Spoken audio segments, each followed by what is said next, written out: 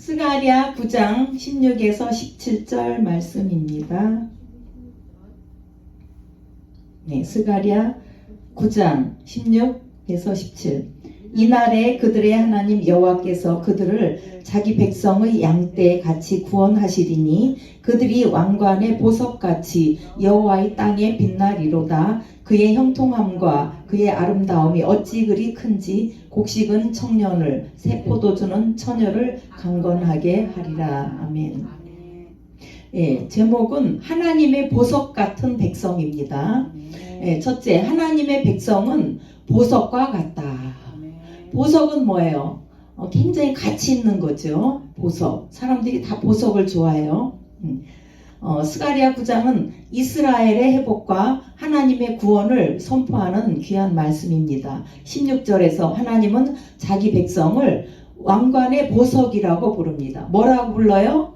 왕관의 보석. 예, 왕관도 엄청 좋은 거죠. 왕관. 왕이 쓰는 관이니까. 신부가 왕관을 쓰잖아요. 예수님의 신부. 우리는 다 예수님의 신부인데 그 왕관을 써요. 근데 왕관 중에 가장 귀한 게 뭐예요? 그 앞에 보석이 달려있죠. 예, 이 보석.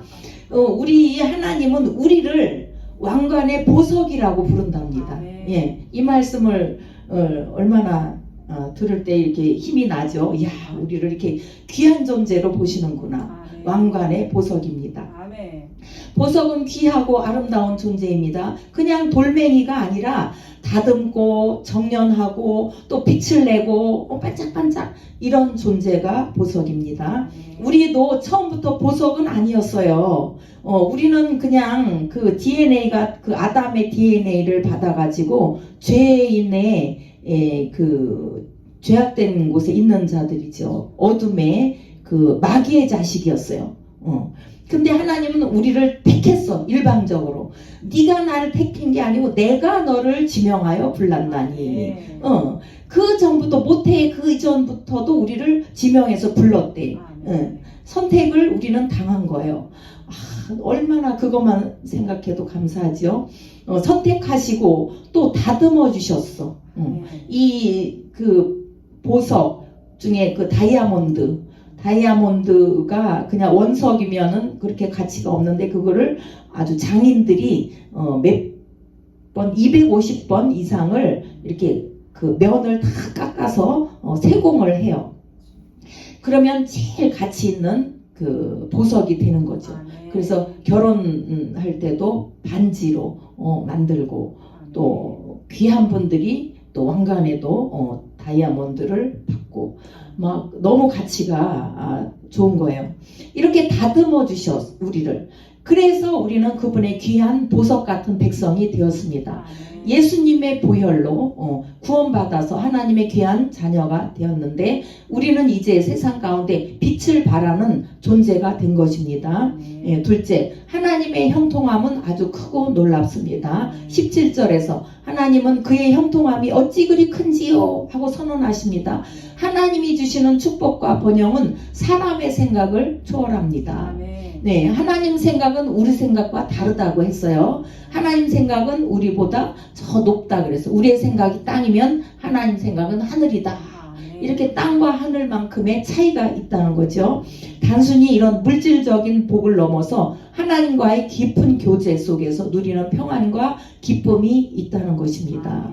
네, 우리가 예배를 왜 드리냐? 예배 드릴 때에 은혜가 오고 우리 영적으로 깨끗하게 씻겨지는 거예요. 이 순간이. 예. 그러면서 하나님의 그 만지심이 있어요. 그래서 예배를 잘 드리고 가면은 힘이 나. 뭔가 모르게 영적으로 막 새로운 힘이 팍팍 솟아가지고 전에 어려웠던 문제가 하나도 어렵게 생각이 안 되고 이걸 어떻게 해결해 막 마음이 들렸는데 이까지 꺼 이렇게 우리가 더 성장을 한 거예요. 이렇게 예배를 잘 드리고 찬양하고 기도하고 말씀 볼 때 우리 영이 팍팍 자라가지고 우리 앞에 있는 문제가 숙제가 아무것도 아닌 것처럼 이렇게 전진 돌파가 되는 줄 믿습니다. 이 땅에서 우리의 삶이 힘들고 어려운 순간이 있어. 누구나 다 있어요. 그렇죠? 누구나 다 광야길을 걷게 돼 있으니까 아유 힘들다, 아유 어렵다 이런 순간들이 다 있어요. 우리가 상담을 해보면 다 문제들이 다 있어. 그 가정마다 어쩌면 이렇게 겉으로는 뭐 화려하고 옷도 잘 입고 막 화장도 막 삐까뻔쩍하게 했는데 상담을 해보면 그 속에 어둠이 있더라는 거죠. 문제가 또 있다라는 거죠. 예.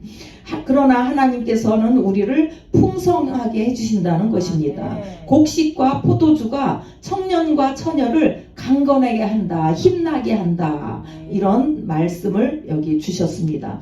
하나님은 우리의 영혼과 육체를 또 새롭게 하십니다. 새롭게. 하나님은 창조주 하나님이시기 때문에 새롭게 창조하는 걸 너무 잘하셔. 하나님의 특기야. 이전 것은 지나갔으니 보라 새 것이 되었도다. 어제는 어둠이고 낙심투성이고 아이고 내가 살아야 돼 이랬는데 아주 새벽기도 하고 오늘 새롭게 그냥 일어났더니 하나님께서 아이 그건 아무것도 아니네, 안개처럼 다 사라졌어. 이런 경우가 우리는 날마다 체험을 하죠. 우리 노은신 집사님이 아주 특히 그러신 것 같아요. 여기 오면 힘을 얻어서 또 가고 이렇게 합니다. 셋째, 우리는 삶 속에서 빛나는 보석이 되어야 되는 거죠. 하나님께서 우리를 보석처럼 귀하게 여기신다면 우리는 어떻게 살아야 할까요? 이 세상 속에서 빛을 발하는 삶을 살아야 됩니다. 우리의 삶이 하나님의 영광을 드러내시는 귀한 보석이 되도록 또 사랑과 진리로 살아가야 합니다. 작은 일에도 감사하고 또 정직하고 선을 행하고 또 하나님의 사랑을 전해야 돼요. 하나님의 형통을 믿고 의지하는 삶을 살아야 되겠습니다. 우리의 어떤 상황, 또 현재 어떤 지금 형편 이런 거 나의 상황을 보지 말고 하나님을 바라봐야 돼. 하나님의 형통을 믿고 감사하는 태도를 가져야 합니다. 현실이 비록 어려울지라도 낙심하지 말아야 돼. 내가 보면은 어렵고 힘들어. 근데 하나님 눈으로 보면 아무것도 아니라는 거죠. 하나님의 말씀은 어떠한 견고한 진도, 능히 물리치는 그런 능력이 있다라고 했습니다. 우리가 볼 때는 아주 견고한 이런 성이고 견고한 진이야. 막 이럴 텐데 그러나 하나님 눈에서 보면은 아무것도 아니다. 여리고성 볼 때 사람들이 볼 때는 얼마나 강했습니까? 여리고성이. 그러나 하나님 방법으로 순종하고 그 길을 인간적인 생각으로 아이고 뭐야 이게 이럴 테지만 하나님 말씀에 순종했을 때에 여리고성이 한순간에 와르르 무너졌습니다. 그러니까 우리에게 말씀하시는 하나님을 절대적으로 믿고 우리가 우리의 삶을 봐야 되겠습니다. 우리 눈으로 보지 말고 하나님 눈으로 봐야 됩니다. 그랬을 때에 우리를 하나님께서 돌보신다. 여호와는 나의 목자시니 내가 부족함이 없으리로다. 제가 수도 없이 애우는 말씀이에요. 너무 좋아하는 말씀. 예수님이 나의 목자가 되시는데 내게 부족함이 없다는 거죠. 이런 확신 속에서 살아가야 됩니다. 결론적으로 하나님은 우리를 보석처럼 귀하게 여기십니다. 우리를 구원하시고 빛나게 하시고 형통하게 하시는 분이에요. 그러므로 우리는 하나님이 주신 그 정체성을 기억해야 돼. 왕같은 제사장이다. 우리 보고 왕같은 제사장이래. 제사장은 제사장이야. 제사장, 하나님 앞에 예배드리는 제사장인데 또 남들을 위해 중보기도 해주는 그런 제사장인데 왕 같대요. 왕은 절대 권력을 가진 자잖아요. 그러니까 우리의 어떤 자부심을 가져야 돼. 그리고 택한 백성이도 또 택한 백성이다. 그리고 또 거룩한 나라다. 우리를 그렇게 인정해 주시는 거예요. 내가 잘난 것이 아니라 예수님의 십자가 그 은혜로 피 흘리신 값주고 산 예수님의 보혈의 은혜로 우리가 하나님이 눈을 어디로 보셔? 예수님 십자가를 통해서 우리를 보고 계시는 거예요. 그렇기 때문에 우리의 부족함과 우리의 미흡함과 이런 걸 뛰어넘어서 하나님은 그게 아무런 문제가 안 된다는 거죠. 그냥 귀하게 보시는 거예요. 아이고 이쁘다. 아이고 내 강아지. 아이고 오늘도 사랑스럽네. 이런 눈으로 보시는 줄 믿습니다.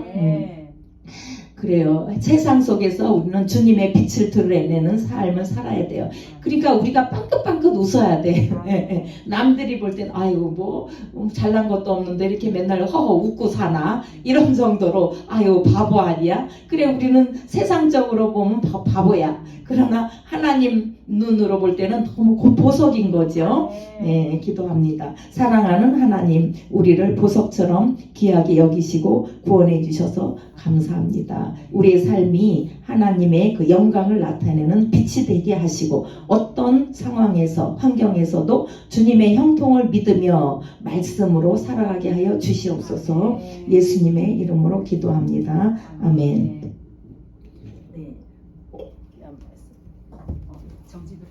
네, 그냥 여기